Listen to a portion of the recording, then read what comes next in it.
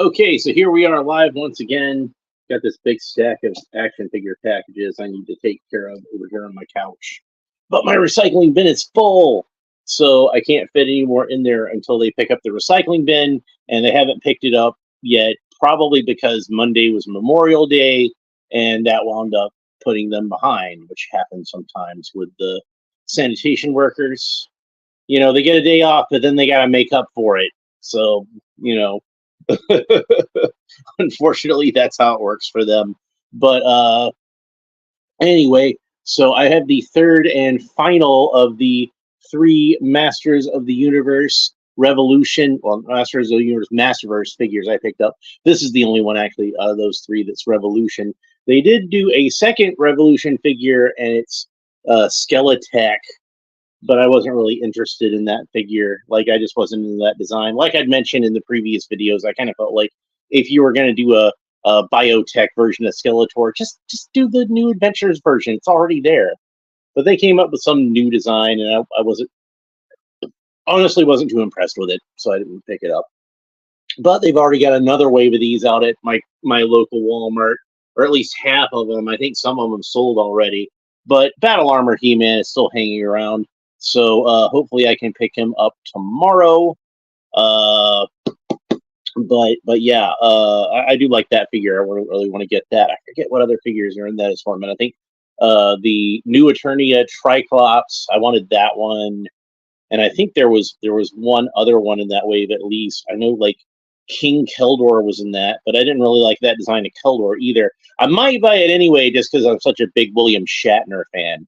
But I'm trying to remember what the fourth one was, because I think it was one that I actually wanted, and I can't draw a blank on it. I might remember later. Anyway, so here's Sorceress Teela. There's a picture of the figure on the back, her holding the staff, her with some spell casting hands, showing off that cape. Nice little portrait of her there. Beautiful artwork. She looks very lovely. I really like this design. I know a lot of people did not like the main design that was used on the series, and I agree. I didn't find that design very aesthetically pleasing, but I did feel like it fit the character in the story because it was about like, she was so like at that point jaded on all this magic fantasy Eternia stuff, and it was basically a Teela that didn't want to be Teela. So I did get the first version of Teela. It was the second version in this line, but it's supposed to be like her in the Filmation days, basically. Because I did really like this design. I think they did a good job with that one. And we'll compare with her in a little bit. And also have her mother, the previous Sorceress, so we can compare with her as well. So it's got a little bit of a bio here on the back. It says, Sorceress Teela, heroic guardian of Castle Grayskull. After years of running from her past, Teela embraces her heritage and hones her newfound magical powers as the next sorceress of Castle Grayskull. Short but sweet. I feel like that's a pretty good bio for that segment of the series. Oh, look, on this side we got a nice portrait of her mother looking on in spirit. Very lovely. I always really liked Teela. I always thought she was a great character. And I know a lot of people were really irritated with the Revelation series because they felt like it did kind of a bait and switch, and I don't blame them.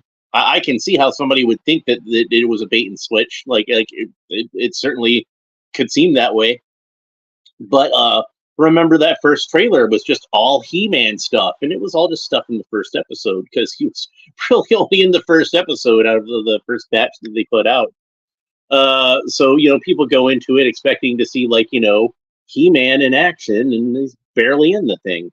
And I've said this many times, and I'll say it again. I think that people would have responded a lot better to that. I don't think that people necessarily would have had a problem with that story if you had have sold it as being that story. Like, Death of Superman was one of the most popular Superman comics ever. I'm pretty sure that's where Kevin Smith got the inspiration for Revelation. He worked on the screenplay of a Death of Superman movie that never got made. And You know, he was probably trying to think of like what to do for an epic He-Man story. And you know, He-Man's kind of a similar character to Superman in a lot of ways. Well, what's one of the most epic Superman stories? Well, Death of Superman. Let's do Death of He-Man. And if they had have sold it as Death of He-Man, you know, the trailer starts out with, you know, he's been Eternia's protector for, you know, for decades. But what happens when He-Man falls? And you know, do that whole thing. And I think if they had done that, if they had sold it that way, you know, is what happens when He-Man dies, what happens in the aftermath of it. I think that like that would have been much more better received. That was an awkward way of phrasing it. It would have been much better received or much more well received. I should have put it one of those two ways. So we see her accessories. It's just the hands and staff. Nothing else really. But she's kind of like you know, a fairly basic figure in what she should come with. And that cape they were showing off in the back, they got it all scrunched into the back of the package there. How disrespectful. And then this they got poked through a hole in here somehow. So I'm having to pull it out. Alright, I'm gonna try to be very delicate when I'm getting her cape out. And of course she's got rubber tabs around her elbows. So we're gonna sever those. Hopefully not scratch up the figure too much. And then rubber tabs around her ankles. But yeah, I didn't really care for. I liked the classic design of Teela on the show. Like I thought they did a good job of adapting this one. I did think that they kind of like went a little too far in terms of like trying to desexualize her. Like, you know, no cleavage, and you know she doesn't have that Filmation butt on her. But you know, it's just kind of one of those things where it's like they were trying to cover up all the female characters. It seems like, you know, the men could still run around in loincloths, but cover up those women. God forbid we see any female flesh. It just kind of seemed very puritanical to me. They're barbarian characters. They should all be running around in skimpy outfits. I wouldn't like it if they put long pants on He-Man either. And in fact, there has been some versions of He-Man where they put long pants on him, and I never care for it. I didn't like the design of New Adventures. I didn't like some of those DC Comics designs. He-Man should just have a loincloth, you know. And I'm not into dudes necessarily, but you know, some people are into dudes, and they might want to see a little bit of dude. So it's nothing wrong with that. So unfortunately, her cape was taped into the package, and I hate when they do that. Because now there's going to be like there's still some residue stuck here. So what's going to happen is eventually dirt and dust are going to collect on this cape, and there's going to be like these two little rectangular gray or tan slabs that are on her cape, and just forever. So her cape just kind of is a simple, narrow piece of fabric that hangs down the back. It's nowhere near as nice or elaborate as the one that her mother came with, where you see we've got like multiple layers of fabric and a plastic collar piece holding it on, and this is just, they did a really nice job with this cape. And this one's just, I think, kind of simple and basic. They did do a really good job with the printing on there, where the gold is actually printed on the white fabric, and that looks good. So I'm happy with that. But I wish they had like made this cape a little more substantial in terms of the width, so it could spread out a little more and look a little more dramatic. So I mean, like, I'm not asking for like anything as elaborate as this, because this is, you know, basically what her cape looked like in the show, as I recall it. I don't think it attached to her, but I don't think it attached to her arms the same way that her mother's did. But you can see like it's much wider on the picture on the back, and it looks much more dramatic. And this is just a little too narrow, I think, to get anything really dramatic out of, unfortunately. So let's go ahead and compare her with the previous Teela figure and see if there's any parts that they have in common. Now, obviously, the legs, at least the thighs and the upper part of the shins, like those are just kind of like basic parts that we see repeated through this line. But it doesn't look like to me, maybe the pelvis underneath, but it doesn't look like to me that there's too much else that's shared between these two. These are unique looking armbands and unique looking wristbands, at least when I compare them to the previous Teela figure. Now, that's not to say that it might not be shared with some other figures throughout the line, but these are the ones that I have to compare them with right now. And we have her staff as an accessory. Bird staff with molded in kind of a slightly pearlescent white plastic. It looks to be identical to the one that her mother comes with. So that's nice. She's got 2 gripping hands on the figure already, and then 2 spell casting hands, one for her right hand and one for her left hand. So she can be casting spells all you want.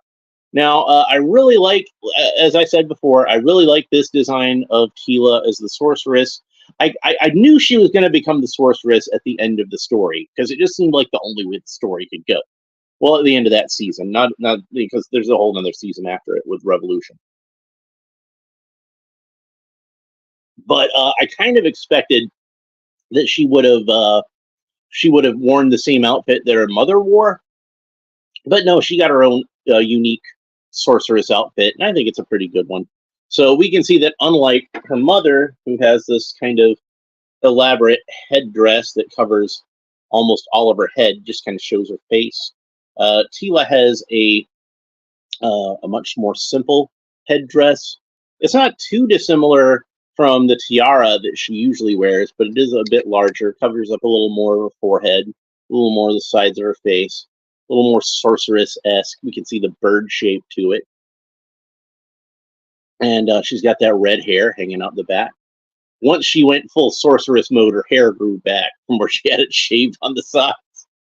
Because she's back to being Teela again. Like I said, that design was supposed to be a Teela that didn't want to be Teela. This is a Teela that's embracing her Teela-ness. So yeah, she's got these shoulder pads, and this seems to be like a more rigid type of plastic on the sides here, like I think it's like nylon or something like that. And then on the middle, it's interesting how they did this, because it is all one solid piece, but they actually, it is all, I thought it was 2 types of plastic, one that was painted and one that was unpainted, and you can kind of see the differentiation here a little bit on camera, but it's much more obvious in person, because you can see kind of that translucent quality that metallic plastics often have. But no, this is 2 different shades of gold. They molded it in one shade of gold and then painted it in a slightly different shade of gold. Like, looking at the artwork on the side, to me it looks like it's the same shade of gold in the design. So I'm kind of curious. Look how happy she looks there. I really like that picture. This is somebody who's at peace with herself again.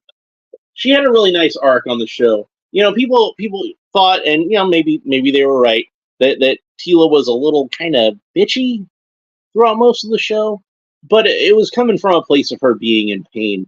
And once she was able to embrace herself as she truly is, that's when she was able to be the real Teela finally again. So I liked that. And then she's happy. Then she's happy. She's not sour Teela anymore. So yeah, it's nice to me that they put 2 tones of gold on there. I like when they do stuff like that, because it's not 100% necessary. They could have either painted the whole thing, not had to worry about masking anything off, or they could have just kept it all in the molded gold that they already had. But they went the extra mile and they put a little more effort into it, and I appreciate that. So that's really cool. She's got this soft rubber skirt piece, so hopefully that won't hinder the leg movement too much. A little bit. Yeah, you're not going to get the best range of motion out of those legs. But, she's the sorceress, so she's mainly going to, like, fly around and do stuff. You're not really going to have her sit on the battle ram or anything like that. So let's go ahead and talk about the articulation a little bit. Teela can't look up at all because she's got that long hair. It's in the way. She can look down about that far. She can tilt her head kind of quizzically from side to side, but not as much as I might like. She can turn her head, in theory, all the way around, but it's going to bump into these big armor pieces on the sides. So, that's going to hinder that somewhat. Likewise, the arms allegedly rotate all the way around, but again, they're going to bump into those armor pieces on the sides. They can move up about that far because of the armor pieces. On those shoulder pieces are going to hinder her movement a lot. Let's just put it that way. Now, looking at this, she's got like a kind of a furry texture under the shoulder pieces. That's interesting. Now, if I look at the way she's designed on here, she does indeed have that fur kind of sticking out from underneath the shoulder pads. Is it fur or is it feathers? I guess it would make more sense that it's feathers because of the bird theme. But it's nice that they've got a little bit of a. It's almost enough you might miss it, but it's there. It's there, so that's nice. And she does have bicep swivel, so her bicep rotates all the way around. She does have double jointed elbows, and the elbows bend up about that far, so pretty good range of motion on the elbows. And of course, the wrists rotate all the way around, and they have a horizontal hinge. So there we go with that. She's got an articulation right under her rib cage, so her torso can move at the rib cage in all manner of cool ways because of that ball joint. Does not seem to be any articulation at the waist, at least as far as where the dress goes, but it might be underneath. I can't really tell.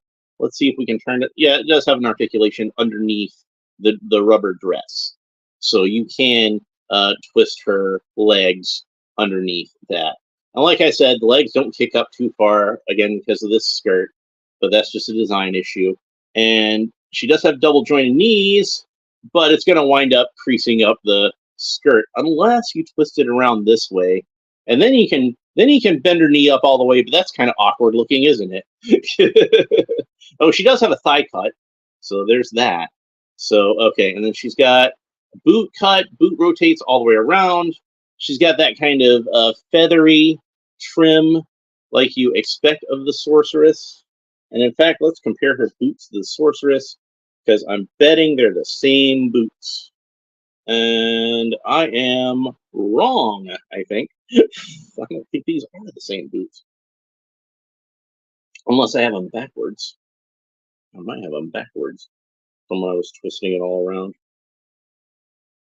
Yep, I think they are the same boots. Okay, they're the same boots. Just hers are reversed. Because the where it's pointiest, that should go in the front. I got it figured out. Okay, so I can. She's got the ankles bend down about that far. That's a nice one. That's cute. Bend up about that far, and of course it's on the rocker ankle, so that does rotate all the way around. It is interesting that Teela has a much darker blue on her color scheme than what her mother has, where it's more of that sort of cyan kind of color, and Teela's is a little closer to like a cobalt blue or like an indigo or something like that. So yeah, there are the two sorceresses side by side. Let's put the staff in Teela's hand so they can both have the staff, so we can see what both of our sorceresses look like next to each other. Pretty cool, mother and daughter. So there we go. And then, of course, Teela does have these spell casting hands, and I'm going to go ahead and swap out one of them just so we can see what that looks like. And we can get some cool dramatic poses out of that. So that's nice. So, like I said, I really wound up enjoying this cartoon an awful lot. Like, I did have my issues with it, like I think a lot of people did, but I stuck it out through the whole thing, and I wound up really liking it by the time it got to the end. And then, of course, when they did the second series, Revolution, I thought Revolution was much better, even. Like, I thought that it improved upon the original show. It had a lot more of what I was interested in and a lot less of what I wasn't interested in. So I didn't care for that main design that Teela had on Revelation. And I think the main reason that I didn't care for that design, even though I thought it fit story-wise, is the main strength of it was the same as its main weakness, is it did not look like a Masters of the Universe design. And I understand, as far as the storyline goes, why you would want to make a Teela that doesn't look like Teela. I already explained that I get that, but it still was like the sort of thing I looked at it and I'm like, I don't really want to have that figure in my Masters of the Universe collection. It just doesn't fit to me what the aesthetic ought to be, which for the most part is like fantasy barbarian characters. Sure, I can have the occasional, person like, say Manny Faces in there or something like that. But for the most part, I want guys who look like they fit into like a fantasy barbarian world. I want characters in loincloths and armor and that kind of thing. So when you design a character that purposely doesn't fit that aesthetic, well, she just doesn't fit that aesthetic, and I just wasn't that interested in it. Sorry. But but I did think they did a really good job with the first design of Teela. Really that version of Teela, more like a Star Wars character. She looked kind of like Cara Dune, honestly. And I didn't dislike the design of Cara Dune, but that's because she is a Star Wars character. So she's supposed to look like one. And then she goes back to being Teela again, and she gets this all new look with her being the sorceress, and of course that fits in aesthetically with what I'm talking about. So I was really happy with this figure. It was one, as soon as I saw this design, I'm like, I really want a figure of that. I really hope they put one out, and sure enough, they did. Now, what they really need to do is make a design of the King He-Man or whatever. I guess he's not really a king at the end of that, but you know what I mean. That version of He-Man at the end, where he's got the hair slicked back, and he's kind of like, looks like they took some influence from the Dolph Lundgren design of He-Man. I like that design. I would really like to have a figure of that version of He-Man. That was really cool, and I think he would look really cool standing next to this version of the Sorceress. I think that would be great. The He-Man and Teela together again in kind of their ultimate forms. So that's pretty cool. Anyway, that's pretty much it for Sorceress Teela. I hope you enjoyed this review. If you did, make sure you like and subscribe. I'll find YouTube stuff down below. Hit the little bell if you want to make sure you catch these when they go live. And I will be back hopefully tomorrow. And I think tomorrow I'm going to open up that McFarlane JLA Aquaman. That's the hook hand Aquaman. And that will have the normal arms that go to Plastic Man. And of course, I already put together a Plastic Man because I already had everything to put together a Plastic Man figure. But he's technically not complete. He's supposed to have those extra arms that you can swap out. So we can put the extra arms on him and see what it's like when he's all put together that way. But that's it for this episode. I hope you enjoyed it. Thanks for watching. We will talk to you next time. Bye. There it goes.